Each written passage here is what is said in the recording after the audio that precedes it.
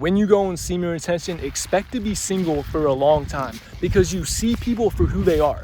You see that somebody that's also broken, somebody that's also sinful, somebody that also isn't perfect is not going to give me this fulfilling happiness that I thought.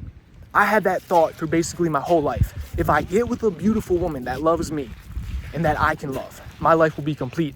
But then I did some introspection and became conscious and thought that, well, okay, if I get the girl, then I'm gonna want something else, because my mind is always focused on the next thing.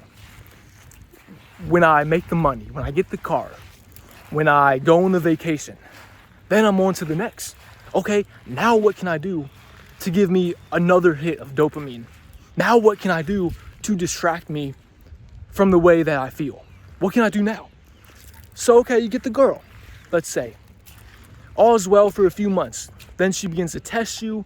Then she begins to get flaky. Then she begins to not be as consistent, or something happens. And then you're like, okay, now this has become a headache. This avenue that was supposed to give me happiness, pleasure, fulfillment, peace, love, now it's giving me the opposite. Like, things took a turn, and I didn't see this coming. And people never do. People don't get into a relationship thinking in 5 years from now, I'm gonna have 2 kids with this person and be divorced, and now I have to pay child support. People don't do that.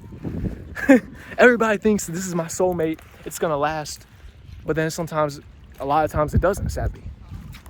So get to this point, man, of realizing that this journey is for life.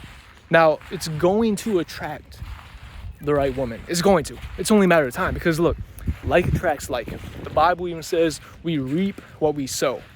So if I'm out here sowing positivity, loving on people, being obedient to God, loving God, having a relationship with God, then guess what? God's going to bless me. But I got to show that I'm responsible. I got to show that, look, God, I can handle this. I can handle this woman, because understand this.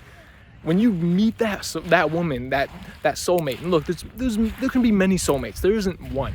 But when you meet that person you get along with, you connect with, you vibe with, guess what? It's going to make up for how long you had to wait. It's going to be fulfilling. It's going to be amazing.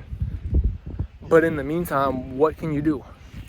You can prepare mentally, physically, financially, okay? Save your money up. Be in shape, be healthy, because understand that when you impregnate a woman, you want to be retaining to your vitamins, proteins, minerals, so that seed is a lot stronger than if you're busting nuts daily. So get right financially, get right mentally, physically, spiritually, all that. When you have the kid now, you'll be good. When you have the wife now, you'll have the knowledge, you'll have the wisdom, you'll have the testimony, you'll have the relationship with God. So you'll know what to do.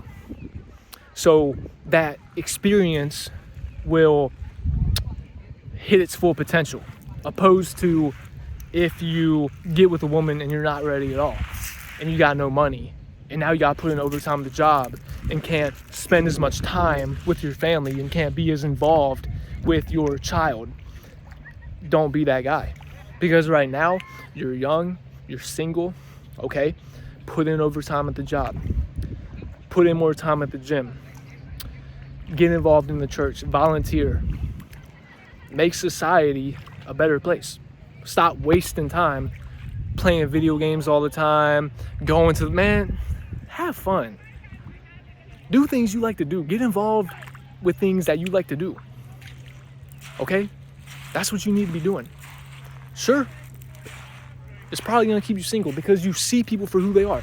Broken, unhealed, coming with baggage, trauma. You don't want to deal with that. Most people haven't worked through their trash childhood, sadly. Most people haven't worked through getting cheated on, their past relationships. They haven't done that. So then you get into a relationship with them and things go south, and they gaslight you, and they do all this and that, and you don't want to deal with that. Like, how many people, like, statistically, there's just not many options to choose from, but that option will find you. It may find you at a volunteering event. It may find you at a job, at the gym. It may find you online. Who knows, man?